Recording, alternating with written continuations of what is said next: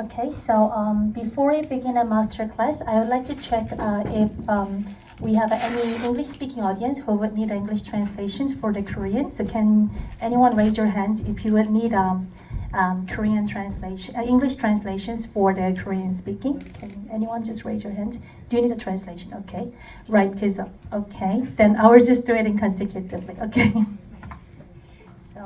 So hello, I am Lee Kyung-mi. I'm the film director as well as I'll be the moderating for today's master class with the Brra이언 유즈나. 예, 먼저 브라이언 유즈나 감독님 이렇게 만나뵙게 돼서 영광입니다. So first of all, it's so honor and good to meet you. Thank you. It's an honor to meet you. 네, 만나뵙게 돼서 굉장히 영광입니다. 감독님 오늘 이렇게 오랜만에 극장에서 영화를 보셨는데 소감이 어떠신지? So first of all, how did you feel watching this film? Probably after a long time elapsed. Yeah, this is a 30 years old movie. I enjoy it. You know, there's parts of it I cringe at, you know, but I don't know. I think it's very funny and very entertaining. 네, 이게 30년 된 영화잖아요. 사실 뭐 약간의 조금 뭐 부족한 부분 이런 게 있을 수 있어도 굉장히 재밌고 엔터테이닝한 그런 영화였던 것 같습니다. 기분 좋게 봤습니다. 첫 질문으로서 조금 외람된지 모르겠지만 그런지하다고 하신 그 느끼신 포인트는 뭐가 Yes, can you just 있었을까요? tell me why you feel that it's a bit grungy? It's what? You said that it's a little bit grungy, but you liked it. Or Can you cringy. Cringe. Some parts of it. I was a first-time director, and I had no idea what I was doing. 약간 이게 제가 처음으로 이제 디렉팅을 했던 그런 영화여서 제가 사실 감독이라고 해도 내가 뭘 하고 있는지도 모르는 그런 서투른 부분들이 많이 좀 보이긴 했는데 네, 그래서 그 말했습니다. I never had any preparation or any training to make movies, so some of it is a bit awkward, but it's a lot of fun. So. 이게 사실 제가 뭐 영화를 만들려고 어떤 뭐 공부를 하거나 뭐 훈련을 받거나 준비를 한 것도 아니고 그냥 만든 거여가지고 좀 어색한 부분이 있긴 하지만 그래도 재밌었습니다. 만들 때도 또 볼 때도. But I had so much fun making the movie, and I still feel that when I watch it. 오늘 영화를 보는데 그때 영화를 만들었을 때 너무 즐거웠던 그 기분이 다시 이렇게 상기가 돼서 굉장히 기뻤습니다. 제가 이 작품을 모더레이터를 맡게 된 데에는 사실은 중요한 인연이 하나 있어요. 제가 이 소사이어티를 처음 봤을 때가 한 5, 6년 전이었는데 사실은 브라이언 유즈나 감독님 작품 중에 제가 처음 감독님의 첫 작품이 저에게는 소사이어티였어요. 굉장히 이상한 일이죠. Yes, so I have actually connection with this film, I have to say. So the first time I watched the Brra이언, your film was 5 or 6 years ago, and the first film I watched from you was Society, which is quite strange. Yeah, because 왜냐하면은 브라이언 유즈나 감독님은 이보다 훨씬 더 유명하고 많은 팬을 갖고 계신 작품이 많은데 저는 소사이어티를 먼저 봤기 때문이에요. Yes, because you actually have a lot of other film which actually acclaimed a lot more, and also like you also have other film which were very famous and were known. But actually, my first encounter with you in the first film was this Society, which is. 이 소사이어티를 보고 이 영화에 너무 깊이 빠져서 어떻게 하면은 이 영화를 리메이크를 할 수 있을까 온 방법을 동원을 했었죠 그때. So I was so drawn to this story, and then I was like, oh my God, I really want to make the remake of this film, and then I tried so hard to find a way to remake this film. Well, we tried. Maybe it'll still happen, but I think better as to make a series. 시리즈로 만들면서 다시 한번 시도해 보시는 건 어떨까요? 그럴 수 있다면은 꿈만 같을 것 같습니다. Yes, it's like my dream come true. I wish I could do that. Let's do it. 하죠, 합시다. 이런 비즈니스 때문에 여기 올라온 건 아니고요. 그래서 제가 그때 소사이어티에 굉장히 깊이 사랑에 빠졌고 그래서 판권을 수소문을 했으나 당연히 누군가에게 가 있었고 그래서 제가 몇 년을 기다렸던 시간들이 또 있었어요. Yes, so I totally fell in love with this film, and then I was just looking for who actually got the license or who got the right for that. And of course, someone else actually had it. And then I waited, and anyway, that time of the longing and the desire actually has elapsed. I feel like today, this movie, although it's 30 years old and made in California, it somehow seems very much in the style of a modern Korean movie. 네, 이게 진짜 30년 전에 캘리포니아 베버리힐즈에서 만든 영화임에도 불구하고 스타일이나 어떤 그런 느낌, 방식 같은 것이 마치 지금 현대 모던 한국 영화 같은 그런 느낌도 드는데요. I see flashes of it from Parasite and from the Squid Game. Right. This kind of strange style that is so popular in Korea. It's almost like this is reflecting that. 네, 근데 이상하게 뭔가 한국 영화 기생충이나 오징어 게임 같은 어떤 뭔가 굉장히 특이한 어떤 스타일이나 이런 것들의 느낌, 내용들 이런 것이 많이 보이게 뭔가 반영되고 보이는 것 같아서 굉장히 흥미있었습니다. 제가 리메이크를 하고 싶을 때는 패러사이트나 스퀴드 게임이 나오기 전이었지만 예. You know, I really have to be clear with that. Though. I wanted to make the remake long before the Parasite or the Squid Oh, Game. sure. No, I realize that. I made the movie long before that. Yes, 근데 right. 제가 그 영화도 훨씬 전에 I didn't- 만들었죠. I didn't have, in the 80s, I don't think I'd ever seen a Korean movie. It's only in the past, I think, 20 years that I started, maybe in the 90s, we started seeing movies from Korea, and they weren't like this. But I'm just saying that this movie, when it came out, was very popular in England and somewhat France, Italy, Spain. In the U.S., even my friends didn't like it.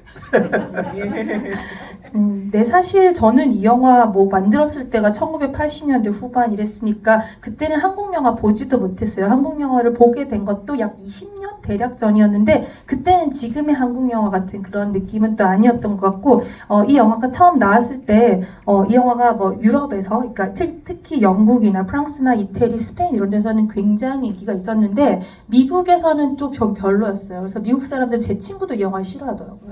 It was about 15 years ago that a new audience discovered it. I think a new generation discovered the movie, and it was very gratifying because you make a movie and you think it's dead, and then people discover it, and you go, "Oh, great! You know, this is so satisfying." 그래서 사실은 이 영화가 처음에 이제 미국 관객에게 보였을 때 30년 전에는 오히려 주목을 받지 못하고 싫어했는데 그 이후에 다음 세대들, 좀 더 젊은 세대들이 이 영화를 발견하고 좋아하기 시작한 것이 약 15년 전이라고 생각해요. 그래서 굉장히 처음에는 이 영화를 만들고 망했다, 죽었다라는 생각이 들었는데 이게 다시 그 이후에 새로운 관객들을 만나게 됐던 것이 굉장히 저한테는 만족스러웠습니다. 예. 이렇게 뭔가 상작을 하는 사람에게 한번 만든 작품이 잊혀진 듯 하다가 다시 재발견이 돼서 뉴 제너레이션에게 주목받는 일은 굉장히 기쁜 일일 것 같아요. 축하드립니다. Yeah, congratulations. This is such a very unique and very lucky surprises for you and gratitude that if you feel like this film was dead and then forgotten and later on the new and younger audience discovered these films again. So this will be very satisfying and like quite loving experiences for the filmmaker. 제가 이 작품을 소사이어티를 처음 보고 그 다음에 이제 감독님께서 제작하신 작품들을 거슬러 올라가서 보게 됐었어요. 그래서 From Beyond도 그 다음에 봤고 바바라 크램튼이 부천에 온 적이 있었어요. 그래서 영화를 본 뒤에 바바라 크램튼과 식사를 하기도 했었고 그러저러한 인연들이 지금 여기까지 이렇게 이어져 와서 저에게 이 모더레이터 연락을 받았을 때 저는 거절할 이유가 전혀 없었습니다. Yes, so first, since I first encountered your film with the Society, I kind of like, trace back to your or the filmography. So I watched the Far Beyond, and then I think a few years ago, Barbara Clinton also came to Korea for the Bucheon, and I also had a chance to have a dinner with her. Is it dinner, lunch? But anyway, dinner with her. And then so when I got this offer to moderate for this session, I had no reason to say no. Thank you. 감사합니다. 영화 얘기를 이제 조금 들어가 볼게요.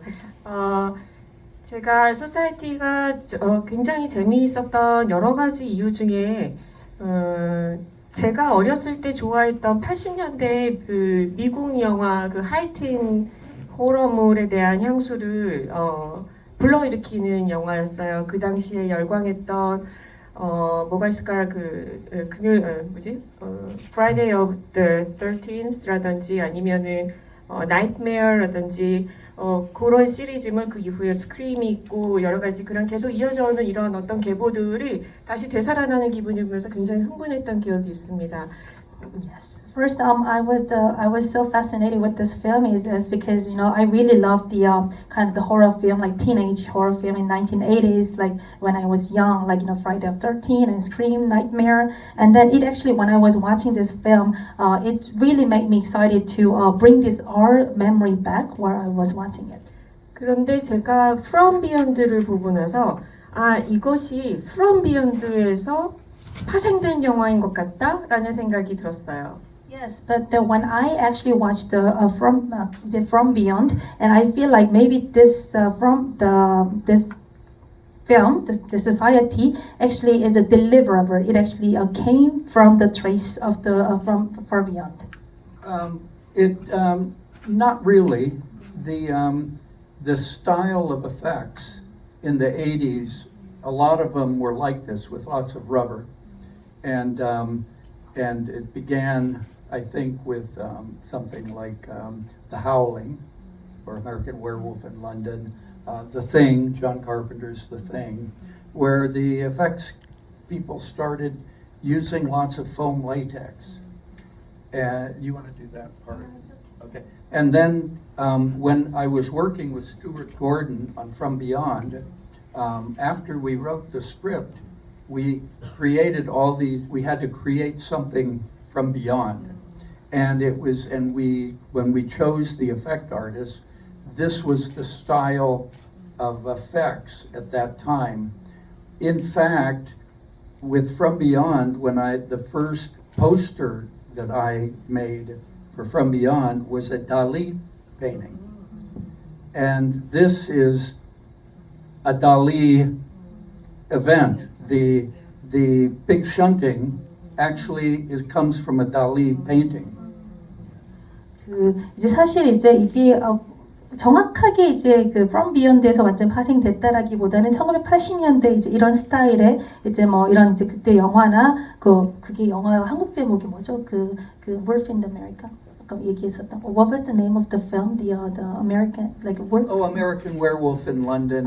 American Werewolf in London이나 뭐 그런 하울 이런 어떤 스타일 자체가 그때 이런 80년대에 있었던 그런 이제 스타일이었던 것 같아요. 근데 이제 제가 저의 단짝인 스튜어트 고든이랑 이제 영화를 이제 만들게 되면서 이제 그 From Beyond에서 이제 하고 나서 그 다음 이제 영화를 이렇게 하는 데 있어서 저희가 이제 그 특수효과 아티스트를 만났는데 이 특수효과 아티스트가 굉장히 이제 그 사람의 스타일이 이렇게 있었고 특히 살바도르 이제 이 From Beyond의 포스터 같은 경우는 살바도르 달리 이제 그림에 어떤 영감을 받은 그래서 이제 그런 한국어로는 여기서 단락술이라고 나왔는데 빅 션팅이라고 이제 뭐 이렇게 몸에서 책을 빨아먹고 이런 것들 그 어떤 션팅의 그런 느낌을 보여주는 그 이미지가 살바도르 달리에서 영감을 받은 것입니다.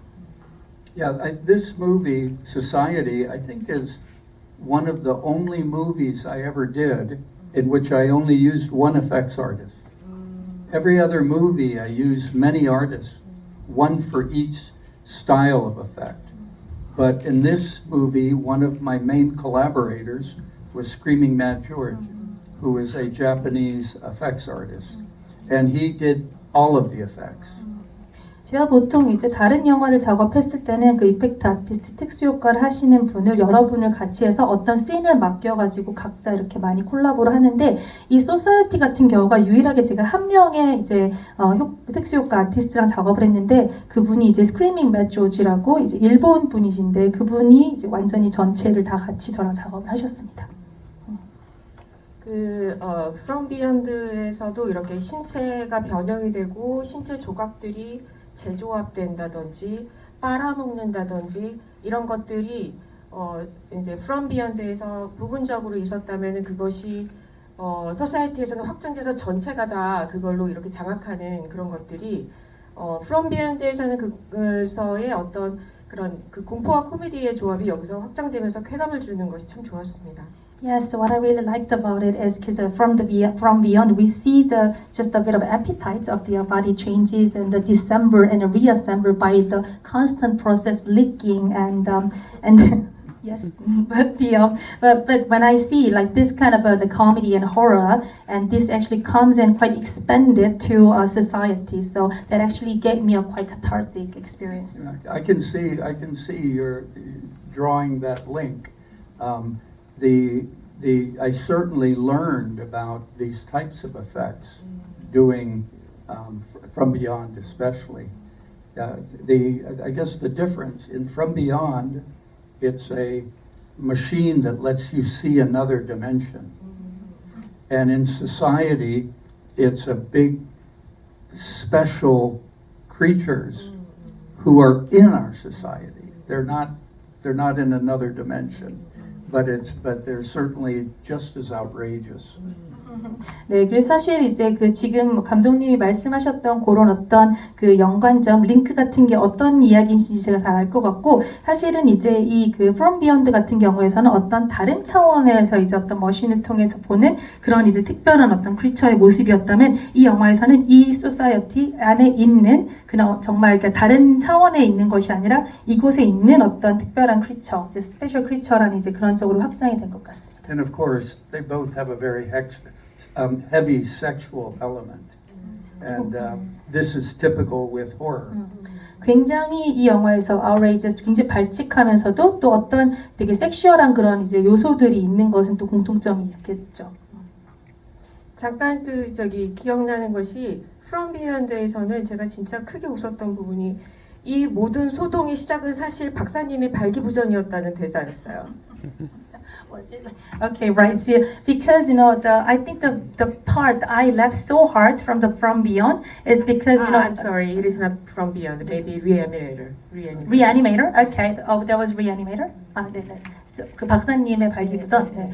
So I'm confused. 헷갈리는데 발기부전을 설명하시면 아실 것 같아요. So because doctor because all this fuss came from because he wasn't erected. The doctor? Oh, right. Yeah. I understand. All the movies come together. It's 영화가 다 같이 just 합쳐서 one 있죠. weird world. 제 영화가 전부 다 뭔가 다 같이 하나의 굉장히 이상한 세계처럼 느껴져서 그런 거 알 것 같습니다. I can tell they've made a deep effect on your mind. 네, 그 뭔가 제가 굉장히 감독님의 아주 깊은 어떤 마음속 어딘가에 제가 자리 잡고 있는 것 같아요. 예, 소사이어티를 그 이야기를 어떻게 구상하게 되셨는지 궁금해요. 보니까 각본에는 감독님 이름이 없는 것 같은데 그런데 저는 From Beyond를 감독님께서 같이 공동 각본을 쓰신 걸로 알고 있고 그래서 이것이 소사이어티는 어떻게 이야기가 만들어졌는지 Yeah, tell me about the genesis of the story of the society because when I saw the credit, your name was not in the screenplay, but I know that From Beyond you were you actually co-wrote the screenplay. So how did this story come about? Well, on From Beyond, it was based on a Lovecraft story, but then we started from zero. We invented most of the story. On this society, I was given a script by one of the writers, already written, called Society. And then we developed it. And shall I go on? So the difference is that the script of Society that I got didn't have any supernatural, it didn't have any weird stuff. It was a blood cult. So it was the same, a boy who's very afraid. He thinks his parents are very strange and they're doing something to him. And he's very scared. And then we find out that he's right. It's true, but what they're doing is they're going to kill him and drink his blood and eat him or something like that. When I saw the script, I really liked it. I liked the paranoia.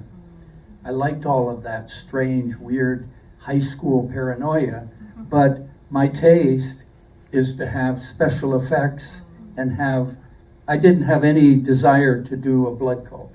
It doesn't, I don't know, it doesn't satisfy me. So I tried to imagine something that I would like to see. And so I began with the idea of flesh melding together. And then from there, I tried to make a story that would accommodate that. 네, 사실 이제 From Beyond 같은 경우는 이제 원래 그 러브크래프트 이제 내용을 원작으로 했지만 사실 거의 저희가 다시 이제 얘기를 처음부터 만든거나 이제 마찬가지인데요. 사실 이번에 소사이어티 같은 경우는 제가 이 대본을 받았어요. 그래서 이 대본을 어떤 사람이 이미 써서 이제 작가님이 써갖고 이런 이제 대본을 저희한테 주셨는데 이 안에는 어떤 슈퍼내추럴한 어떤 그런 느낌은 전혀 없고 되게 블러드 콜드, 되게 냉혈한 이제 이 이야기는 똑같아요. 이 이야기 자체는 여기 나오는 주인공이 뭔가 우리 부모가 이상하다고 생각하고 약간의 굉장히 좀 패러노이아, 어떤 피해 망상적인 막 그런 것들도 있고 그래가지고 이제 계속 그런 생각을 하는데 그 이후에 알고 보니 정말 진짜로 이제 부모가 뭔가 이렇게 이제 죽여서 그 피를 마시려고 하는 이런 식의 어떤 이야기였어요. 근데 저는 이야기가 너무 마음에 들었는데 이 이야기에 저는 물론 이제 이제 조금 더 나는 내가 원하는 방식으로 이 이야기를 하고 싶다. 그리고 이 이야기에 그 스토리텔링에 있어서 어떤 다른 어떤 제가 좋아하는 이펙트 이런 것들을 갖고 하고 싶다라고 생각을 해서 그런 것들을 같이 이제 정말 살이 같이 녹아서 뭉쳐지고 이러는 것들을 이제 제가 생각을 하고 그 이야기를 해서 같이 좀 이렇게 그런 이야기를 발전시켜서 쓰게 됐습니다. In fact, the script of Society is kind of a self-story of one of the writers. And the character of Bill Whitney is very much inspired by the writer Woody Keith. And he lived in Beverly Hills. His family was very, very wealthy. And a lot of these characters are from his experience in high school. 사실은 이제 저희 그 작가가 이제 우디 키트인데요. 그분이 이제 사실 약간 자기의 어떤 경험이나 자전적인 이야기들이 많이 있어요. 그 빌 휘튼이라는 주인공도 이 원래 우디도 베버리 힐즈의 굉장히 유복한 가정에서 자랐고 여기 나오는 인물이나 캐릭터들도 본인 친구들이나 그런 이야기들이 많이 있다고 합니다. And the other thing that I tried to do with that script was I saw because it was a very wealthy family. And they were exploiting some kids who were not, he's adopted. I tried to make a political monster. And so this was, by making it kind of science fiction, I was having fun with the idea of class exploitation. 네, 그래서 사실은 이제 이 대본 안에서 갖고 있는 어떤 정말 부자, 자기들이 상류층이라고 하는 이런 사람들이 어떤 입양이 된 사람이나 어떤 저기보다 좀 더 마이너하다고 생각하는 아이들을 착취하고 그러면서 어떤 정치적 괴물화되는 그런 이제 이야기를 좀 사이파이라는 SF라는 그런 느낌을 줬지만 그 안에서 어떤 계층이나 그런 것들에 대한 그 풍자 이런 것들을 하고 싶었습니다. 예, 그런 지점들이 지금 현대하고도 굉장히 맞닿아 있는 지점들인 것 같아요. Yeah, so that story like a class and this like exploitation is also very related to the modern society right now, the contemporary. Yeah, and I think but I think this has always been the case. I think it's not something new, you know. And in fact, remember at the end of the movie, the kids escape, but nobody chases them. Doesn't matter. That's the truth.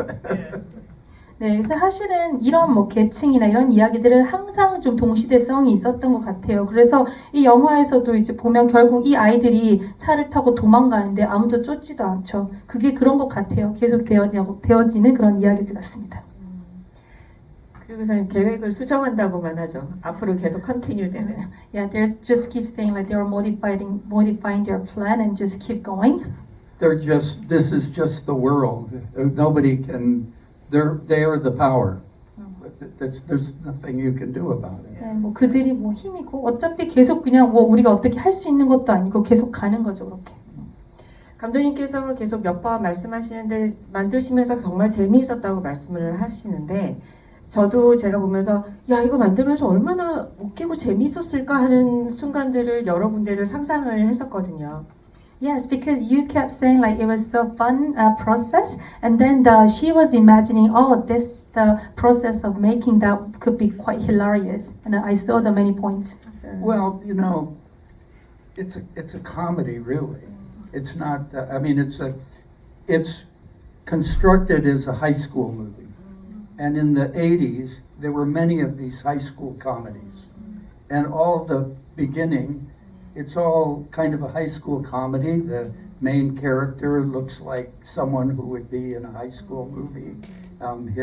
I love his girlfriend. I think she's perfect. You know, this kind of. So it's a high school movie, but then it becomes this very crazy kind of thing, you know, where the adults really are bad. You know, so I don't know. It's satirical, of course, but honestly, I was just having a good time. 네, 사실 정말 재밌었어요. 이거 코미디잖아요. 저는 이제 이때 1980년대, 90년대 있었던 그런 어떤 하이스쿨 코미디라고 생각을 해요. 여기 뭐 고등학교에 있을 법한 주인공 남자애가 나오고 완벽한, 제가 생각하기에 완벽한 여자친구가 나오고 그런 이야기에서 그 다음에 굉장히 이제 물론 굉장히 풍자적이기도 하고 이제 어떤 이제 크레이지한 상황들이 나오는데 그 성인들, 어른들은 굉장히 나쁘고 그런 것들에 대한 어떤 풍자가 있고 이제 그러면서 굉장히 재밌는 프로세스였던 것 같아요. 모든 순간이. 그 구체적으로 조금 디테일하게 들어가자면 그 예를 들면은 그 그 엔딩 부분에서 이렇게 그 누구죠? 그 주인공 남자애가 퍼거슨을 죽이는 방법으로 뒤에서 이렇게 손을 넣어서 이렇게 You know what she's saying, right? 네, 이런 아이디어 생각할 때 얼마나 재밌었을까? That must be hilarious when you just came up to that story. How the beer actually cured the Ferguson in the last sequence. Like when you just came up to that idea, it must have been so fun. Yeah, well, it was the biggest creative collaborators on that movie was the writer Woody Keith and his partner Rick Fry and Screaming Mad George. And I worked with George for many times after that because we really have a similar taste. And I love his art. And so I went to his house, I went to his studio and just looked at images, things he had sculpted, and we just picked things and tried to come up with, we created the shunt with Woody Keith. George wasn't involved in the story, but it was really a collaborative process. It's not like I sat and I said, I imagine this movie. I found a script that I thought was cool, and then I got people that were exciting to work with, and then we just went crazy. And I think that this is the best example that Screaming Mad George has ever had for his work. He worked on many movies like Nightmare on Elm Street and very big effects movies and many music videos for heavy metal bands, and he even directed a movie for me called The Guyver, based on the anime. And but all his work, it's very difficult in a typical movie for George because he's too creative. He doesn't do things normally. And so you really need a special movie to be able to use him. And I think for me, one of the things I really appreciate about Society is I feel like it provided a stage for Screaming Mad George to really be a hero, you know, really be a star. 네, 사실 이제 이 영화 이제 그 썼을 때 그 이제 제가 말했던 이제 우디 키스 말고 또 릭 프라이라는 공동 작가가 있는데 이제 그리고 그 작가하고 그리고 제가 말을 했던 이펙트 아티스트인 스크리밍 맷 조지가 같이 이렇게 작업을 한 건데 스크리밍 맷 조지 같은 경우는 굉장히 아티스틱한 사람이고 저랑 예술적 취향이 되게 비슷한 것 같아요. 그래서 처음에 제가 작업을 같이 하게 되면서 그 이제 집에 가서 스튜디오도 가서 작업들도 보고 그분이 이제 만들었던 이 스컬처 조각이 이런 것들을 봤는데 정말 너무 재밌고 너무 크레이지한 거예요. 그래서 이 마지막에 어떤 그 만찬 션팅 씬 같은 경우도 이런 것들을 여기서 같이 써야겠다. 그러면서 같이 이제 저희가 다 같이 이렇게 모여서 픽하고 그랬던 것 같아요. 근데 이 이제 스크리밍 맷 조지라는 사람은 사실은 그 사람을 가장 잘 활용한다는 것이 얼마나 특별한 일인가라는 생각을 되게 많이 했던 게 아마 스크리밍 맷 조지의 어떤 그 느낌을 가장 많이 보여줄 수 있는 저희가 어떤 마음껏 뛰어놀 수 있는 무대를 만들어 준 것 같은 게 이 소사이어티라서 그래서 제가 그 영화를 굉장히 이 영화를 그래서 너무 좋게 생각하고 사실 그 전에 스크리밍 맷 조지는 헤비메탈 뮤직비디오도 만들고 다른 뭐 감독도 하기도 하고 나티메어 온 암스트리트 같은 뭐 그런 영화들도 뭐 작업도 하고 이러긴 했는데 너무 크레이지하고 너무 크리에이티브하기 때문에 사실 영화에서는 전형적으로 담기 좀 어려운 그래서 굉장히 서로가 때와 그 시기를 너무 잘 만나서 마음껏 즐겼던 것 같습니다. 그분께서도 아마 그랬을 것 같아요. 내가 정말 너무 미친 감독을 만나서 너무 재미있고 너무 신나 이랬을 것 같아요. Yeah, I'm sure if we just talk to Screaming Mad George right now, he would say like, I had such a blast with the crazy director Bryan. You should bring him to Busan. 비판이 오라고 해야 되는데 He's 스크린 in 맷 조지. Kyoto, you know. He's very close. 지금 교토에 you should- 계시는데 못 부를 것도 아닌데. He would be a good guest. 예, 아마 부천에 오시면 굉장히 멋진 딱 맞는 게스트일 것 같습니다. 스크리밍 맷 조지가. 일본 분이신지 몰랐는데 되게 재미있는 이야기네요.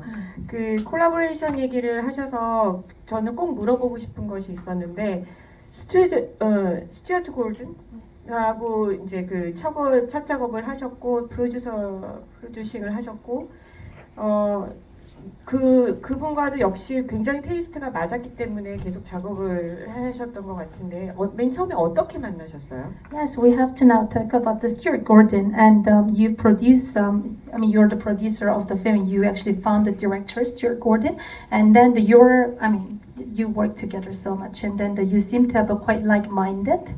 So how did you come across at first? How did you meet Stuart Gordon? How did you start working with him? I was looking for a director for a horror movie because I moved to Hollywood, I moved to LA, and I wanted to make a movie, and I wanted to make a horror movie. So I was looking for a director, and one person I knew told me I should go see Stuart Gordon, and he was in Chicago, and I went there.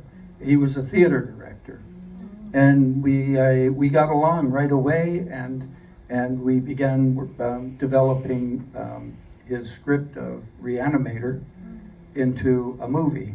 And so we started with Reanimator, and then it was such a success, and we got along so well that we made many other movies together.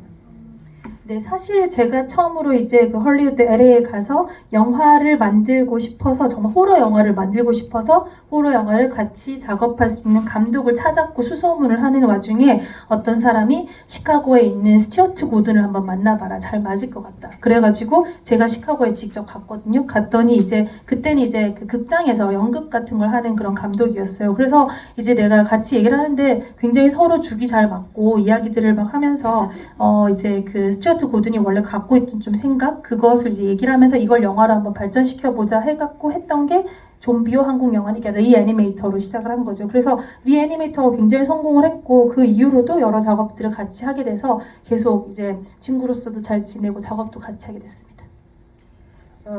그 취향이 서로 맞는 사람을 만나서 같이 계속 협업을 이어나갈 수 있다는 것은 굉장히 큰 행운이라는 것을 저는 경험을 통해서 알고 있어요. 그게 쉬운 일이 아니거든요. 근데 감독님께서는 해오신 작품들을 보면은 같이 한 사람과 계속 작업을 하시고 배우도 역시 그 제프리 컴이라든지 바바라 크램튼이라든지 계속 이어서 작업을 하시는데 감독님께서는 운이 굉장히 좋으신 분인 걸까요? 아니면은 감독님께서는 성격이 좋으신 걸까요? 뭘까요?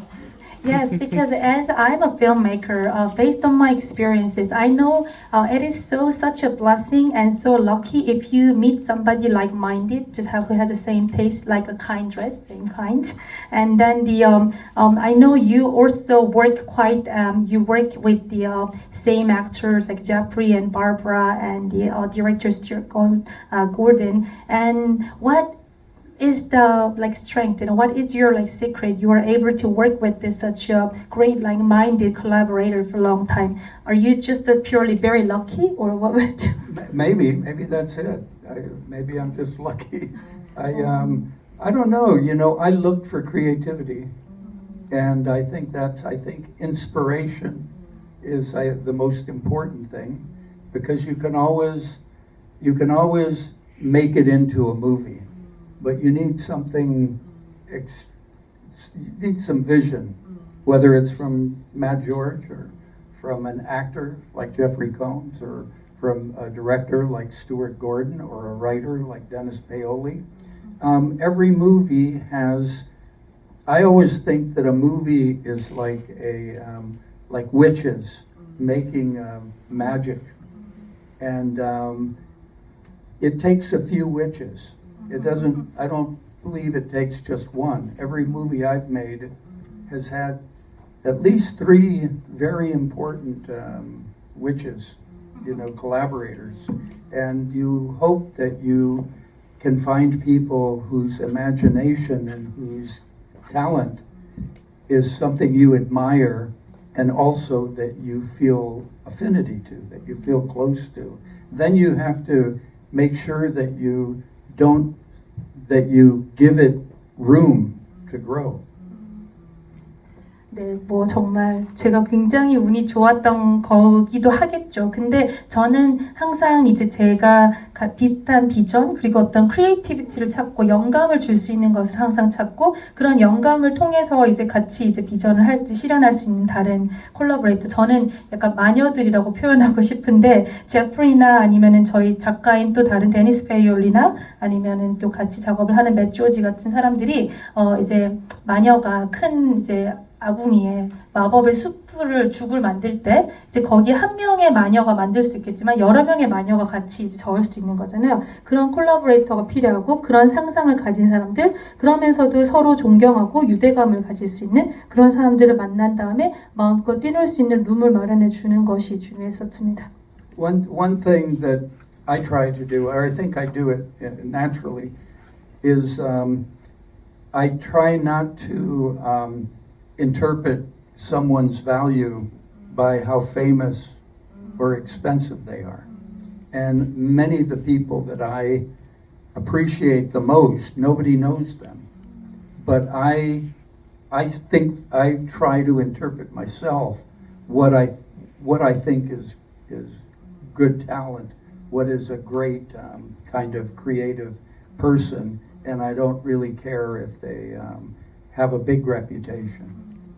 그리고 제가 되게 자연스럽게 해왔던 것이, 저는 어떤 재능 있는 사람들을 발견할 때 그 사람이 얼마나 몸값이 비싸고 얼마나 유명한지에 가치를 두지 않았던 것 같아요. 정말 그 사람이 오히려 제가 그런 어떤 빛나는 재능을 발견하는 순간은 아무도 모르는 사람들, 어떤 평판이라는 거랑 상관없이, 그래서 제가 보고 그 사람에 대한 어떤 재능이나 이런 것들, 저의 해석을 제가 보는 제 관점으로 해석하고 그런 크리에이티브한 그런 사람들을 찾아냈던 것도 하나의 도움이 되었던 것 같습니다. 제가 생각하고 있는 좋은 감독의 조건이 뭘까를 늘 생각을 해요. 그게 제 직업이기 때문에. 그런데 시간이 지나고 여러 가지 일을 겪으면서 좋은 감독은 본인이 모든 것을 다 알고 있어야 되는 것도 물론 중요하지만 다른 같이 협업을 할 수 있는 사람을 보는 눈을 키우는 것이 되게 중요하겠구나라는 생각을 늘 했었는데, 이렇게 거장 감독님께서 좀 더 자세하게 그 부분에 대해서 제가 막연하게 느끼던 것들을 정확하게 풀어주신 것 같아서 되게 감사드려요. Yes, because since I was a filmmaker for many years, and I always thought of what is the good filmmakers, and of course, after spending some time and working with many people, and I think that of course, the filmmaker, maybe it would be good if you know everything, but you have to have a very good eye to actually discover some new talents. And then I kind of had a bit of a vague ideas in my mind, but you elaborated very clearly, and it actually hit me. Thank you. 할 얘기는 정말 많지만 질문하실 것도 많을 것 같아요. 그래서 질문을 좀 받을게요. Yes, we now would like to take some questions from the audiences. Question. Do you want me to choose or you? 제가 고를까요? Yeah, you can. Oh. Yeah. No, you. Big glasses? Oh, he needs the microphone. He was looking behind. 마이크 때문에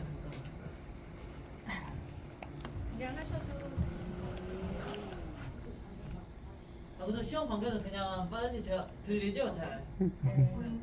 나도 먼저 영화는 이번에 처음 봤는데 정말 잘 봤습니다. 그 여쭤보고 싶은 점은 등장인물 캐릭터 중에 그 패트리 캐릭터에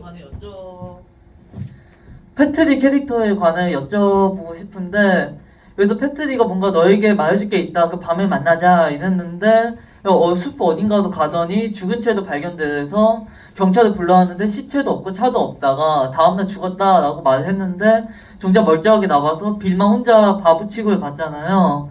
근데 이게 원래 패트리가 처음에 그 약간 선한 그런 사람이었는데 진실을 말하려고 했다가 입막음을 당하고 약간 복제인가 뭔가 그런 걸로 교체를 당한 건지 아니면 처음부터 죽은 것도 연기였는지가 궁금합니다. 작중에서 그 정확하게 나오지 않아가지고. Thank you very much for the film, and this is your first film I watched, and that I really enjoyed it. And just tell me about what happened to Patrick. Patrick, is he really trying to tell the truth, or he actually had a replica or somewhere, and he was actually? I mean, just tell me what happened.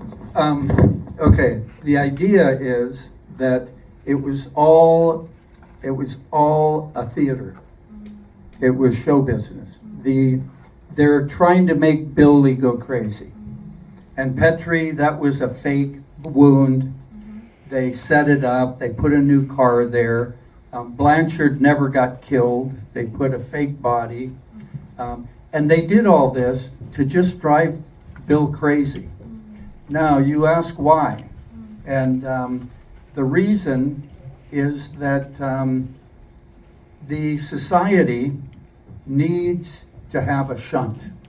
The shunting is essential to them, just like eating dinner is essential to us. Now, when we eat dinner, you say, well, maybe Bill, why didn't they just take Bill and put him into the shunt, and why go through all this fun and games, all these weird kind of dramas for him? Well, for the same reason that when we have dinner, we just don't take some protein powder. We tell a big story about our dinner. We raise the special Wagyu beef, and we make stories about where the fish came from and how we grew the vegetables, and we make a big dinner with a nice tablecloth and lots of dishes with different spices. Well, the story of a dinner is like the story of the shunt, and Bill just happens to be the main course. 그쵸. 이제 사실은 이 주인공 빌이 완전히 미치게 하려고 그 모든 사람이 다 짜고 친 고스톱이에요. 그래서 여기서 보면 쇼비즈니스만큼 재밌는 게 없지라는 대사가 나오잖아요. 그러니까 당연히 이제 패트리도 죽지 않았고, 패트리는 이제 일부러 이렇게 죽은 것처럼 가짜로 만들어서 있었고, 데이빗 블랜차드도 죽은 것처럼 친구 그 스토킹하던 그 남자친구 그 친구도 죽은 것 같지만 죽은 게 아니고, 그런데 이제 그렇게 해서 이제 이 빌을 최대한 이제 정말 크레이지하게 만드는 것이 모든 다 마을이 그 모든 소사이어티 사람들이 그렇게 한 건데 그럼 왜 그렇게 할까라고 궁금해할 수 있잖아요. 왜냐하면은 이 션팅이라는 거 약간 만찬 이 어떤 그걸 하는 데 있어서 우리도 음식을 먹고 저녁을 먹는데 그냥 뭐 별 재미없이 단백질이 필요하니 단백질을 섭취하자 하면 디너가 끝나죠. 근데 우리는 맛있는 음식을 먹고 싶고 뭔가 이 음식의 재료는 어디서 이 물고기가 왔고 이것은 어떤 유기농이고 어떤 채소이고 이런 스토리텔링 같은 걸 하면 이 음식이나 만찬이 훨씬 더 맛있잖아요. 그러니까 이런 이렇게 재미를 다 추구하면서 이런 재료를 다 재밌는 과정에서 가지고 온 다음에 이제 메인 코스로 이 주인공을 먹는 거죠. 그래서 그렇게 하기 위해서 그렇게 다 짠 거예요. So in fact, I invented a whole mythology to explain society. This came after while I was working on the script and adapting it, because I made all these weird scenes and I wanted them to have some logic. And so I tried to understand what the mythology of society is.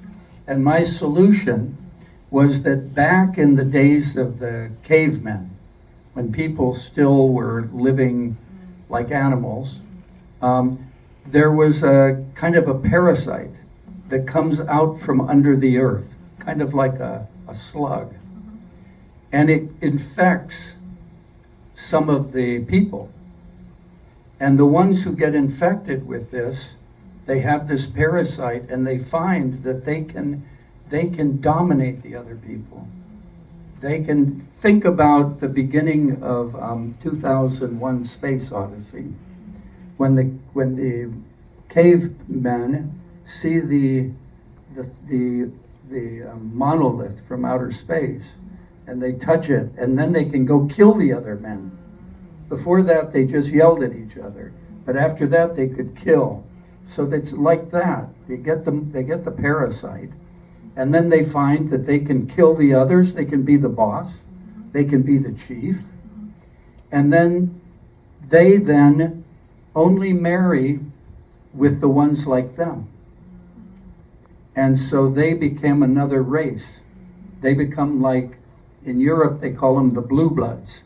The kings always marry with other kings and princes. And so the royalty becomes another class. And in my story, it's more than that. They are really parasites that have the form of people. But there's a problem with royalty, with an upper class. And the problem is they intermarry so much that the gene pool gets very weak. And we start having crazy kings. And they have lots of incest. And you see in the movie there's incest. And so they need to get a strong gene pool. Now if you are raising dogs and you want purebred dogs, say a German Shepherd, if you keep breeding the dog, they start having a problem physically. On one breed, it's the hips are bad or there's something wrong with them. The way they take care of that in dog breeding is you have to get another breed or a mongrel and breed it into the purebreds to give it more vigor.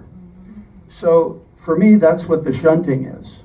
That this upper class is so incestuous that they become a bit crazy, and you end up like Mrs. Carland. They do too much.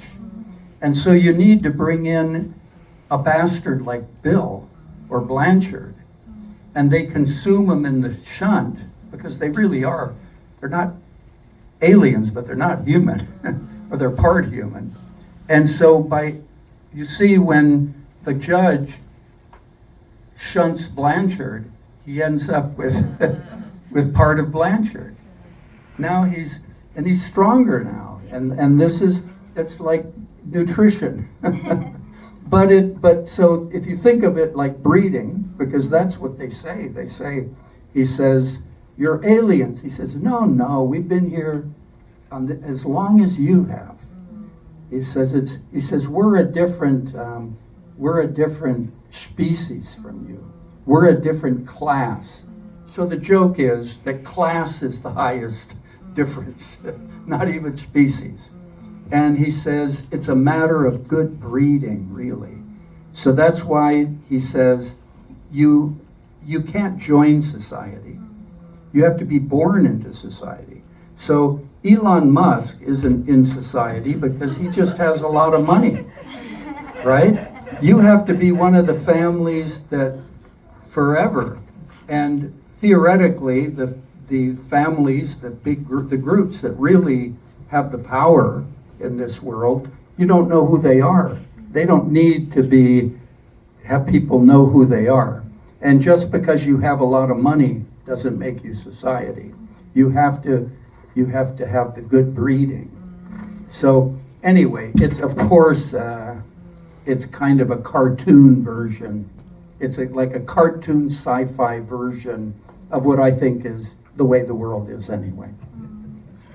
네, 사실 이게 이제 처음에 이제 시작을 하는 것은 굉장히 이제 태초에 뭔가 이렇게 약간 사람들이 동굴에 살고 약간 거의 동물처럼 사람들이 케이브맨으로 살았을 때 이제 기생충, 빈대 같은 것들이 나를 물고 그런 것들이 서로 죽일 수 있다라고 생각하는 거. 그러면서 어느 쪽을 죽이고 그걸 또 이제 빨아들이고 이러면서 이것이 뭔가 누군가 한쪽을 지배할 수 있다는 이야기. 그런 이야기들의 어떤 기본이 2001 스페이스 오디세이나 그런 이야기에도 나오고 처음엔 서로 막 소리를 지르고만 있지만 결국에 이 스페이스가 열리고 서로 죽일 수 있게 되고 더 죽이고 나서는 더 우월한 쪽이 이기게 되고 근데 이게 이러면서 이제 우리가 옛날에 귀족, 왕족의 혈통 같은 걸 보면은 왕족들이 이제 자기들의 순수한 혈통을 지키기 위해서 블루블러드라고 하는 그거를 이제 자기들이 지키기 위해서 자기들끼리 이제 근친상간, 그러니까 가족 안에 같은 가족들끼리 또 서로 결혼을 하고 또 이제 계속 이렇게 아이들을 낳고 이러다 보니까 이게 이제 그 계속적으로 이제 그 근친상간이나 이런 것들을 통해서 이 혈통을 계속 하다 보니까 뭔가 유전자적으로 계속 이상이 생긴 거예요. 약간 미쳐가는 것이죠. 그래서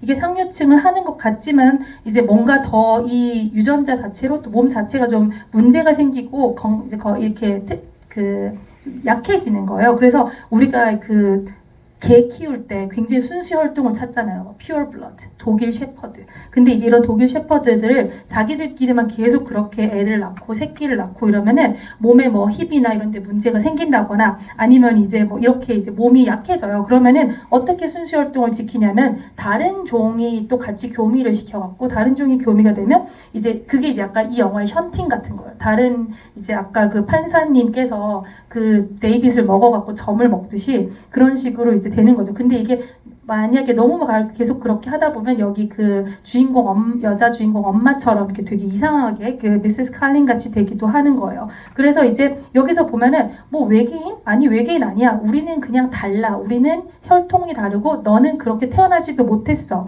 이제 이런 이야기를 하는 거예요. 그래서 이게 사실은 제가 이 이야기를 다 만들어 놓고 이 이야기를 어쨌거나 정당화하기 위한 제가 생각한 어떤 이 세상이 돌아가는 이 상류층들이 생각하는 그런 방식 일론 머스크가 돈이 많아서 소사이어티에 들어갈까요? 사실은 가족이라는 게 이제 이게 가족이 있어요. 돈만 많은 것이 아니라 그냥 정말 그것이 자기들이 갖고 있던 그 혈통 그리고 이 혈통을 지키기 위해서 이렇게 주인공 같은 약간 어디서 온지도 모르는 그런 아이들을 먹으면서 또 그렇게 혈통을 더 강력하게 계속 이어가는 겁니다. 그래서 카툰, 이제 어떤 계급에 대한 사이파이 카툰이라고 저는 생각했습니다. 정말 재미있는 말씀을 해주신 것 같아요. Yeah, it's such a fascinating story. I love it. You know, I always say that in a movie, only 10% is on the screen, and 90% is the logic that you use to create the 10%. 저는 항상 뭐 영화에서는 이 영화의 아이디어의 한 10% 정도 스크린에 보이는 거고 그 뒤에 로직과 많은 이야기들 90%가 또 있다 이렇게 말을 하거든요. 또 질문.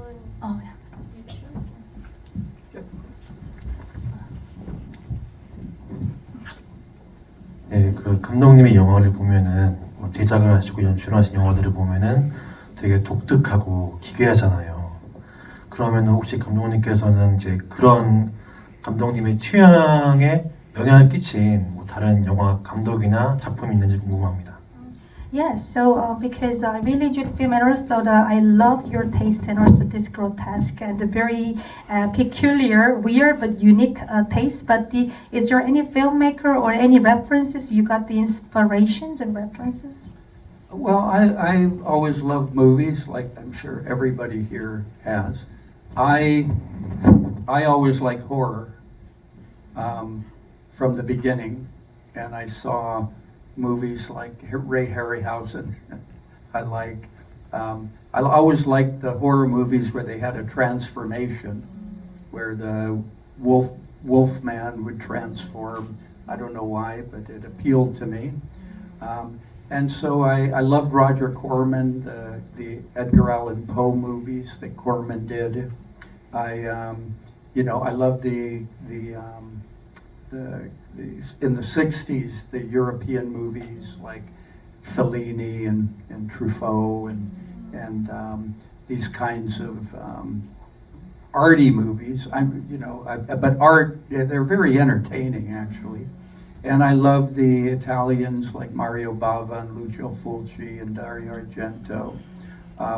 There's just too many to mention in a way. But for me, it was always the fantastic. I was an artist at one time, and I love surrealism, and I love expressionism. And when I am working on the visual, even the narrative side of a movie, I think about it in terms of surrealism, and I think of the style of the movie, of the visual style as expressionism. And in expressionism, the idea is that what you see is not a depiction, it's not a photograph of the world. It's what the maker wants you to feel when you look at it. So it doesn't have to be realistic. It's how you feel when you look at it. It's a very difficult thing to do because, especially when you're making low-budget movies, as you know, there's no time, there's no money. You really can't create, something to look the way you want it to. But for me, I go back to the 1920s, the silent movies, and like Murnau and Fritz Lang, when they thought that movies were actually an architectural medium, and that really it was about the sets. And they would build the sets to reflect the movie. They were not realistic. And I liked that part of it. And I like surrealism. I like the way, for example, that David Lynch does surrealism. Surrealism is kind of free association in the mind. And that's a creative technique for writers and for artists, where you just let your mind come up with images or words, or if you're a musician, sounds, but you don't make it logical. You don't put logic to the forward. You push it back and then just get your mind to make connections, and that becomes inspiration. Then, in my case, then I try to make it have some logic. So I look for the inspiration and then try to make it logical so you could actually make a narrative story that could be an entertainment this is nothing but a business here. Money was spent to make an entertainment so people would pay for it. It's a product, just like a candy bar or a Coca-Cola. It's just much more complicated, but still you have to get the inspiration. It's hard. So like with the shunting, the inspiration was the images that made no sense that I linked together. And then working with Matt George, looking at his stuff, and we started developing it. And at the meantime, I worked with the writer and said, how can we make this be in the story? Let's get rid of the blood cult. And now what is this? And so as the story evolved, I had to start thinking of what the mythology is, because there has to be rules. You can't just put whatever you want there, because the audience will know that. You'll know that it's just a bunch of weird images. So you really want it to have a logical basis, but the logic can come after your free association of images and words. Yes, you have to help me with some names because okay. So the red hairy, like you said the red hairy something. Oh, Ray Harryhausen. Ray Harryhausen is a stop motion animator. 레이 Yeah. 해리하우진이라고 스톱 모션 애니메이션이 있고요. 그리고 이제 영화는 정말 호러 영화 진짜 좋아하고요. 사실 호러 영화는 어릴 때부터 정말 계속 좋아했고, 그리고 어떤 뭐 몸이나 그 안에서 변화, 트랜스포메이션 일어나는 걸 되게 좋아해요. 늑대가 인간에서 늑대로 변하는 모습이라거나, 그래서 이제 그런 어떤 이제 그 로지 로지 코먼? Roger Corman. 로저 컬맨 같은 그런 스타일, 그리고 1960년대 페데리코 펠리노, 프랑스와 트리포 같은 그런 예술 영화들도 좋아하고, 그리고 마리아 바르반 같은 스타일, 그리고 초현실주의, 표현주의를 굉장히 좋아해요. 판타스틱한 어떤 이미지들. 그래서 비주얼이나 내러티브 이런 스타일을 이런 걸 볼 때 굉장히 그 비주얼이나 스타일의 어떤 표현주의 같은 것들을 저도 굉장히 이제 좋아해요. 그래서 보면은 Where am I going? 잠깐만요. 네, 사실 이제 그래서 데이빗 린치 같은 작품들도 정말 좋아하고, 이제 그런 이게 머릿속에 어떤 로직을 딱 갖고 그 다음에 상상이 오는 게 아니라 그 이 머리에 이 인상이나 내 생각 로직이 만들어지기 전에 먼저 오는 인투이션이 있다고 저는 생각을 해요. 그래서 이제 이 어떤 이미지나 아마 뭐 본인들이 뭐 음악을 하거나 예술을 하는 데 있어서 먼저 로직을 깔아놓고 뭘 만드는 게 아니라 나에게 느껴지는 어떤 이미지 이런 것들 자체는 먼저 그것이 되게 인투이티브하게 직관적으로 느낀 그것 다음에, 예를 들어서 지금 메조지가 제가 이 아까 션팅 같은 씬을 만들었을 때는 어떤 로직이나 제가 아까 설명했던 그 길고 긴 어떤 신화 없이 그냥 말도 안 되는 어떤 이미지에서 되게 직관적으로 느꼈던 거, 그 다음에 이제 제가 이런 것들을 만들고 같이 메조지를 만나고 또 작가들하고 얘기를 하고 콜라보를 하면서 이 이야기가 진화가 되고 그 다음에 이게 연결이 되는 거예요. 그래서 너무 저는 이제 여러분들이 뭔가 만들거나 이런 걸 할 때 결국에 그 영감을 찾는 과정에 있어서 너무 앞에서 논리를 먼저 만들려고 하지 말라라는 제가 그런 생각을 하고 싶고, 알고 보면 이게 되게 저예산으로 이제 영화를 만드는 그런 사람에 있어서 이게 이제 캔디나 아니면 캔디바나 콜라보다는 훨씬 더 복잡한 엔터테인먼트가 영화라는 생각을 저는 하거든요. 오락을 위한 거잖아요. 근데 그거에 대해서 어떤 이제 뭐 이런 굉장히 이상한 이미지들 이런 것들을 되게 직관적으로 느끼게 하면서 그걸 그렇게 프로세스를 하고 이제 그 뒤에 어떤 다 만들고 나서 아 내가 이런 이야기를 만들었구나 하는 제가 아까 설명한 그런 로직 그런 것들을 만들었던 것 같습니다. 그리고 정말 언급하기 어려울 정도로 굉장히 많은 것들에게 되게 많이 영향을 받고 또 작업을 해왔습니다.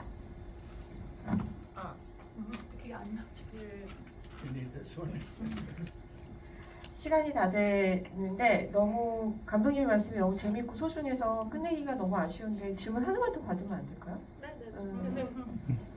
Yes. For the interest of time, we actually, we can only accommodate one question. Okay. 우선 저는 이 영화를 옛날에 되게 어렵게 화질 나쁜 비디오 테이프로 구해서 봤었는데 지금 이렇게 감독님이랑 같은 공간에서 이 영화를 봤다는 게 우선 너무 벅차고 꿈만 같고요. 너무 감사합니다. 그래서 저 같은 경우도 사실 80년대, 90년대 호러 영화의 향수 때문에 지금까지도 호러 영화를 찾아보게 되는 것 같은데 그 스튜어트 고든 감독님까지 그 당시에 가장 활약을 하셨던 감독님의 입장에서 최근에 호러 영화나 호러 문화를 소비하는 것에 대해서 어떤 그 당시와의 차이점이나 다른 점을 느끼고 계신지 궁금하고요. 그리고 이제 한평생 호러 영화를 만드신 감독님으로서 호러 영화의 매력은 뭐라고 생각하시는지 듣고 싶습니다. 그리고 앞으로도 건강하셔서 또 뵐 수 있었으면 좋겠습니다. Yes, I mean, I can't believe like this is real. I'm so overwhelmed because you know what? I watched this film like so many years ago. I borrowed the videotape from the video store with the very bad resolutions, and but now I am sitting with the real person of the filmmaker. It's so overwhelming. Thank you. And then it also brought me all the like nostalgic feelings of 1980s and 1990s films. And then there was kind of golden times, and it's Stuart Gordon, and there were like blossoming of the horror films at that time. And now there are also many horror films coming out in these days. And what do you see the like differences? How this like horror films are consumed and created compared to the time in 1980s and 90s? And then what is the charm of the horror film? And I want you to stay healthy, and I will hope to see you again. Thank you. There's just so much horror today, and it's being done by lots of people. Many of them aren't really fans of the genre. It's just easy to do. You can do it for very little money. It's changed because you can make a movie with an iPhone. You don't have to have a lot of equipment. And when I made movies, when I made Society or Reanimator, I was like the one who didn't know. I was the only one who wasn't a professional. Everybody else, you had to work with professional people because you had 35 millimeter film, laboratories. It took a lot of light. There was no video assist. It was very professional occupation. Today, anybody can make a movie. You can get the programs to do the editing and the programs to do the sound and programs to color time.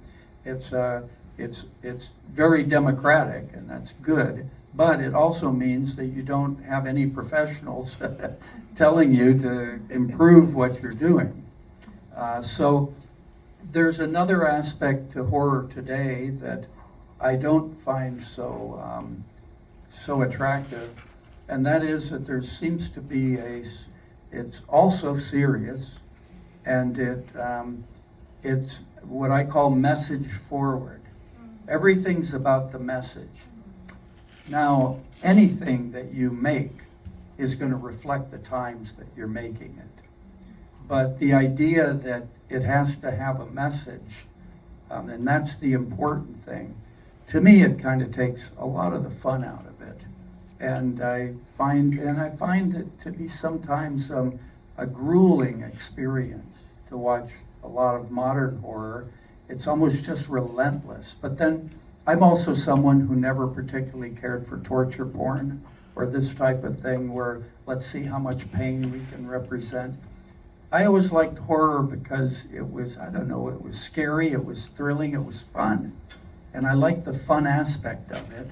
And that's what I look for even today. The 80s had that. And the thing that really stood out about the 80s was that it was the video revolution. So when you want to understand why movies are the way they are, the best way to understand it is to study the financing and the distribution of the movies. And financing and distribution are really the same thing. But the financing will determine what kind of movies you see. Right now, one of the biggest financing things is Netflix. Netflix has a great deal of influence over what kind of movies we see. In the 80s, video was just starting. The studios did not put their movies on video. The video stores were just independent stores. In the US, we call them mom and pop stores because a man and his wife would get a little shop and they would rent videotapes. To do it, they had to buy 3,000 videotapes. These videotapes were not from the big studios. They weren't famous movies. They would be B-movies. And the means of projection, the consumer bought. You bought a video player, a VHS or a beta. So you bought the movie theater.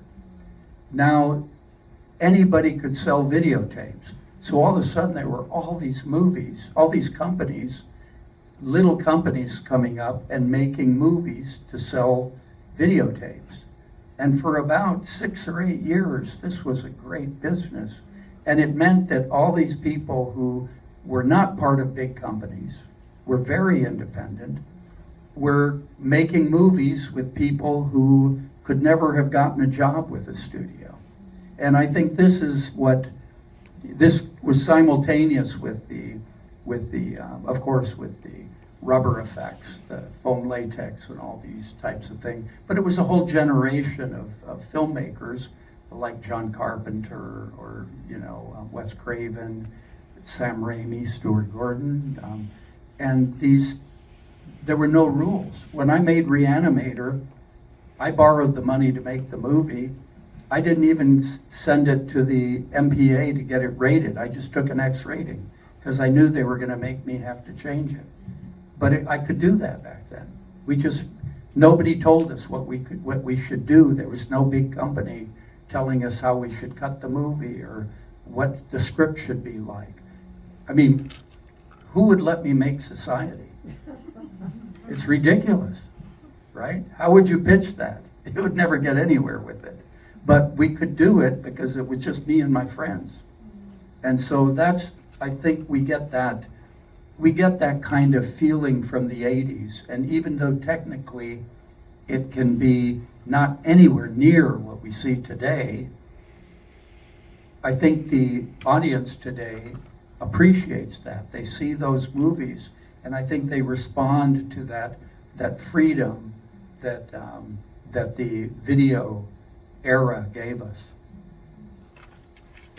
네, 사실 이제 이게 호러 영화가 요즘 정말 많죠. 호러 영화라는 게 너무너무 많고 또 팬들도 이제 많이 있고 또 저희 사실은 근데 이게 장르 영화에 진짜 이 호러 영화를 정말 좋아하는 사람들인가라고 생각을 해보면 사실은 저예산으로 쉽게 아이폰이라는 걸로 만들 수도 있기 때문에 쉽게 그냥 만드는 그런 경향도 있는 것 같아요. 그래서 제가 영화를 만들던 시절에는 정말 장비나 이런 것들 그리고 이제 저는 프로가 아니었지만 진짜 35mm의 랩에 조명에 뭐 이제 그런 모든 것들이 다 있어야 되고 어떤 이제 작업을 하는 사람이 다 이렇게 전문성을 띄어야 되는 어떤 그런 시절. 근데 물론 저는 아니었지만 이제 그러다 보니까 이제 그런 영화들을 이제 만들고 이제 그런 것들이 이제 좀 지금과는 조금 다를 수도 있다는 생각이 들어요. 그런데 사실은 요즘 영화에 솔직히 말하면 약간 호러 영화의 매력을 못 느낀 이유가 너무 심각해요. 너무 심각하고 메시지가 먼저 나오는 것 같아요. 당연히 어떤 영화를 만들건 동시대의 어떤 비판이나 이런 것들이 있겠죠. 근데 이게 너무 앞에 앞서 있다 보니까 무슨 메시지를 먼저 말을 하다 보니까 좀 그런 재미는 없는 것 같아요. 물론 되게 잔인하고 되게 무섭고 이렇게 하고 하지만 그게 이 호러 영화가 갖고 있는 1980년대의 매력이라는 것은 재밌었거든요. 굉장히 재밌고 그리고 이때 당시에 이게 영화의 흐름이란 걸 보면은 어떻게 돈을 투자를 받고 파이낸싱을 하고 배급을 하느냐에 따라서 그 시대의 영화가 결정된다는 생각이 들었던 것이 1980년대는 비디오 지금 아까 대여점에서 영화를 이제 빌렸다고 했잖아요. 지금은 이제 넷플릭스의 시대가 됐는데 사실 이제 우리가 밥스토어라고 했거든요. 이제 부모님이 그냥 이렇게 소규모로 비디오 대여점을 하려면 비디오를 사야겠죠. 이제 비디오를 사야 되는데 원래 이제 그러다 보니까 이 비디오 영화가 이제 활성화되면서 B급 영화들이 나오고 그리고 스튜디오에서 잡을 못 갖는 영화를 만들고 싶어하는 사람들 그런 사람들에게 기회가 생기고 그런 이제 비디오 플레이어들이 VHS가 보급이 되면서 소규모 회사들이나 이런 영화들이 스튜디오는 만들지 않는데 처음에 비디오 가게에서는 스튜디오 영화는 비디오 가게에 대여가 되지도 않았거든요. 그런 걸 만들지도 않았고 근데 이렇게 굉장히 사업이 잘 되면서 독립 영화들이 굉장히 이제 많이 이렇게 인디펜던트하게 만들어지는 그런 영화들도 많고 그래서 이제 아까 러버 이펙트, 폼 레이텍스 이런 얘기 했던 것처럼 이때 저희 스튜어트 고든의 존 카펜터나 샘 레이미 같은 그런 감독들도 그때 나올 수 있었던 것 같아요. 그래서 근데 이게 영화를 이제 제가 만들 때 저도 처음에 제 첫 영화를 리애니메이터 만들었을 때 돈을 대출받아서 빌려갖고 만들었어요. 그러니까 아무도 나를 하지 말라고 하는 사람이 없어요. MPA 같은 데 허락을 받을 필요도 없고 친구들끼리 그냥 정말 재밌게 이제 영화를 만들었던 거란 말이에요. 그래서 그렇게 이제 영화를 만들면서 즐겁게 이제 영화를 하던 그런 이제 시절의 어떤 그런 느낌? 그래서 요즘 이제 어떤 영화에 있어서 약간의 그런 어떤 펀 파트나 이런 것들이 조금 사라진 것이 아닌가. 하지만 그 시대의 배급이나 그런 것들에 따라서 또 이제 영화들이 만들어지고 요즘 그렇게 된다라는 또 생각이 들기도 합니다.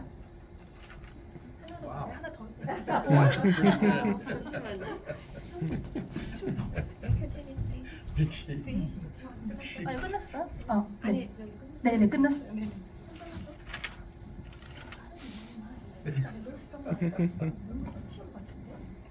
질문 하나 맞아요. 저 뒤에 하나 얘기를 안 했는데 제가 이 소사이어티 같은 영화를 만들려고 피칭을 하면 누가 돈을 주겠어요. 그러니까 제가 돈을 빌렸죠. 그래서 제 맘대로 즐겁게 친구들하고 그 필링이 되게 중요하고 그런 호러 영화는 재밌어야 된다는 그 필링으로 만들었던 것 같습니다.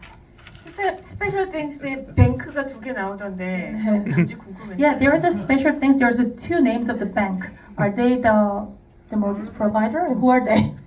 What are the In the society, there was a What was the Japanese name? bank. Japanese bank. Special thanks to Japanese bank. There was a name of the Oh. Japanese banks. Yeah, well, society was financed by Japanese companies, 100%. Yeah, yeah, 100%. It's all financed by Japanese companies. Yeah. 네, 일본에서 100% 투자를 받은 영화가 소사이어티라고 합니다. 그래서 이제 이렇게 뒤에 나옵니다. Yeah. You noticed one of the executive producer was Keizo Kubata. 케이지 오코바타가 he's 이제세키 from- 프로듀서인데요. I think he was from the company Pioneer in Japan at that time. 그 Pioneer was like a laser disc player video company. Yeah. And also Bride of Reanimator, the second movie I directed, is also completely financed by Japanese money. So we had, they were, you see them in the credits. Yeah. 네, 그래서 이제 그 파이오니어라는 회사가 그때 당시에 레이저 디스크 비디오 이런 것들을 만드는 회사였는데 이제 그 회사에서 펀드를 받았고 제 영화 그 브라이드 오브 리애니메이터도 제가 일본에서 또 펀드를 받은 영화입니다. 100%. 질문 마지막으로 하나 받을게요. Okay, we'll take another question.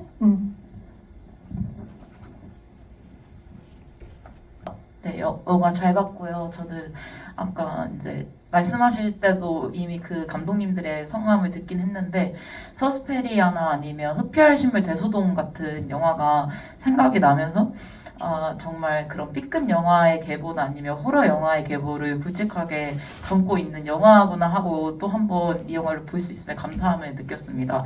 제가 영화를 보면서 항상 계속 생각했던 게 이 영화에서는 가장 무서운 거는 물론 손이 튀어나오는 것도 있지만 내가 익숙한 것에 대해서 낯섦을 느낄 때가 가장 무서운 걸로 다가온다고 느꼈어요.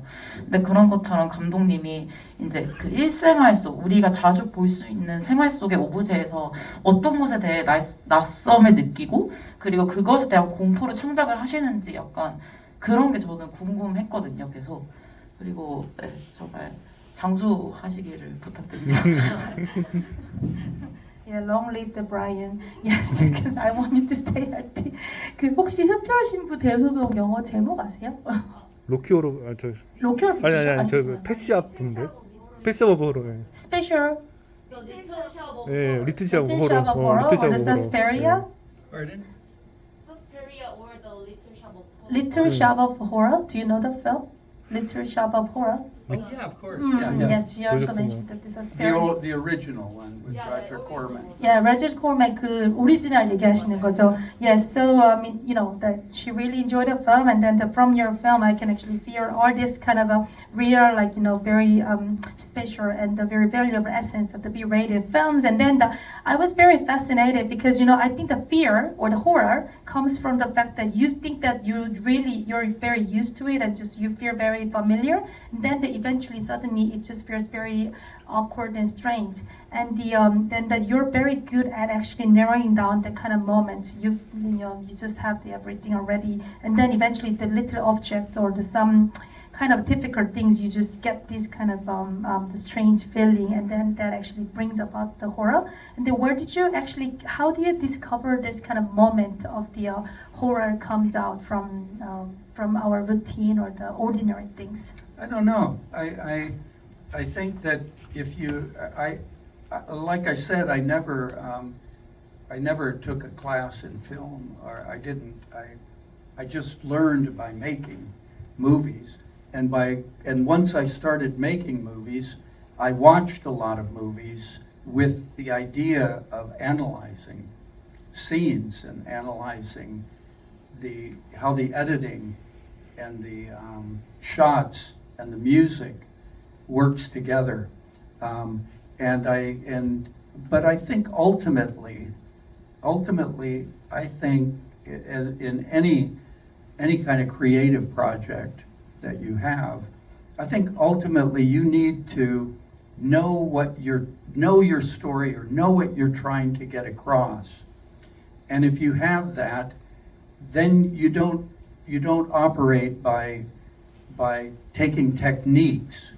You just try to make it be like you want it to be.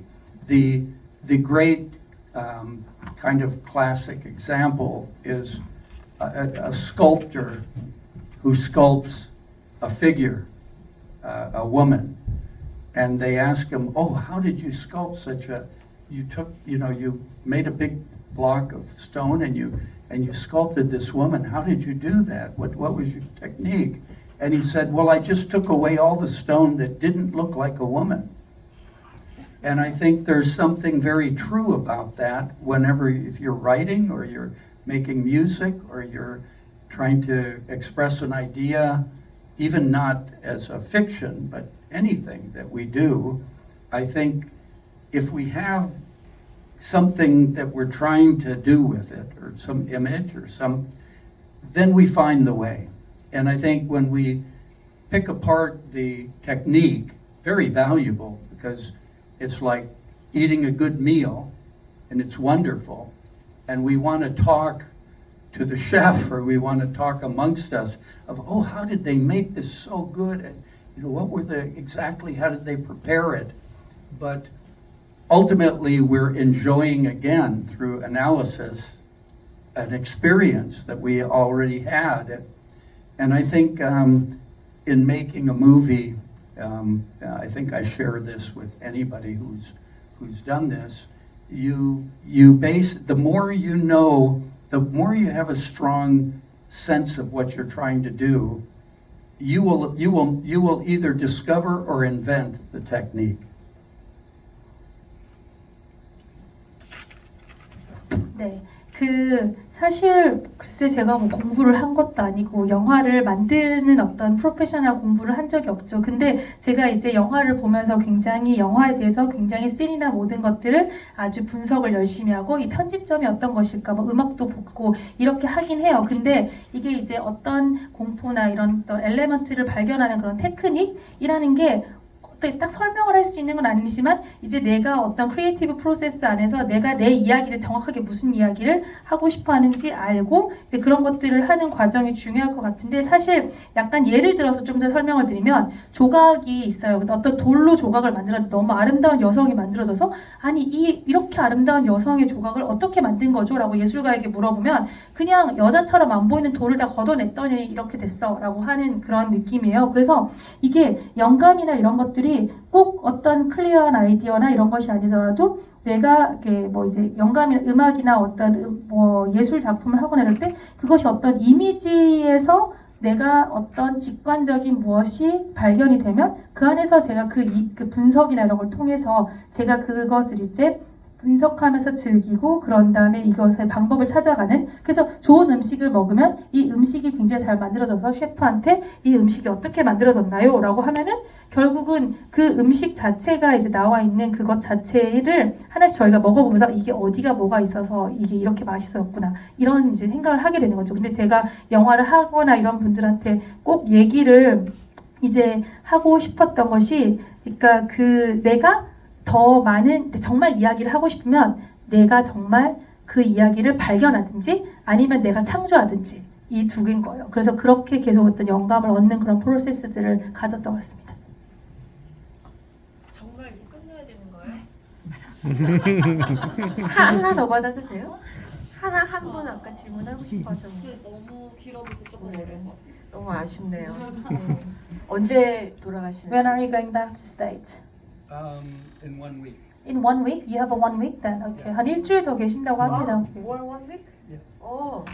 찾아다니면 되겠다. Yes, we'll stalk you. We'll chase you. We'll chase you. Because you said you're being. I'm available. 네, 저는 시간 많습니다. 네, All I 오늘의 have to do here is eat and enjoy. All I have to do for a week is to eat good food and enjoy my time. 저는 지금 한국 와서 일주일 동안 맛있는 거 많이 먹고 여기 있는 시간 최대한 즐기다 갈 겁니다. But I will go to a Korean baseball game. 네, 한국의 야구 I 경기를 will 꼭 go 보러 see 갈 the 겁니다. Heroes against the Landers. 랜더스랑 히어로즈 경기를 보러 간다고 합니다. And then I will also eat a handmade burger. 수제 먹어요. Because now I'm learning from before I came that the Korean burger, the Korean handmade burger, has reinvented the hamburger. 한국의 수제 버거가 햄버거를 새로 발명했다라는 얘기를 So I'm very, 들어가지고 I watched the YouTube videos of the handmade burger. And I know the Elder Burger in Seoul has been voted best hamburger in the world. So, and I watched their video how they make it, and so I have to have a The name of the burger is handmade Elder Burger? elder. 뭐 무슨 유튜브를 봤는데 한국에 있는 뭐 엘더 버거라는 게 세계에서 가장 최고의 뭐 버거 중에 하나로 선정이 됐다고 해서 꼭 가볼 겁니다.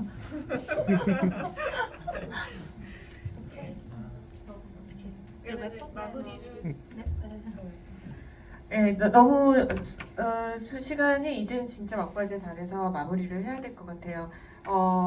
오늘 감독님 마지막 인사 부탁드립니다. Yeah, we really have to wrap up this session for the interest of time. But before that, would you like to say anything to the audience? Well, thanks for coming to the movie. It was fun to watch it, and I enjoyed discussing it after. So it's my pleasure. 네, 이렇게 같이 영화도 같이 봐주시고 정말 즐겁게 이야기도 많이 나눌 수 있었습니다. 굉장히 감사합니다. And thank you to my collaborators. 저의 콜라보레이터 신이영미 감독님도 Two 감사드립니다. directors. You have 3 egotists up here. 이렇게 3명의 콜라보 같이 이렇게 작업을 했는데요. And I am amazed at how much you can remember and how fast you can talk. I think you should make a recording and make it the basis of some rap album. 제가 시간이 너무 없어서 너무 빨리 말을 해서 혹시 못 들으셨을 수도 있을 것 같은데 최대한 짧은 시간에 제가 좀 빨리 말해서 정보를 많이 드리려고 했는데 이제 칭찬을 해주셔서 감사합니다. Thank you so much. 네, 오늘 안녕히 돌아가십시오. 감사합니다. Thank you. Have a good night. This concludes the masterclass with the Brra이언 유즈나. Thank you.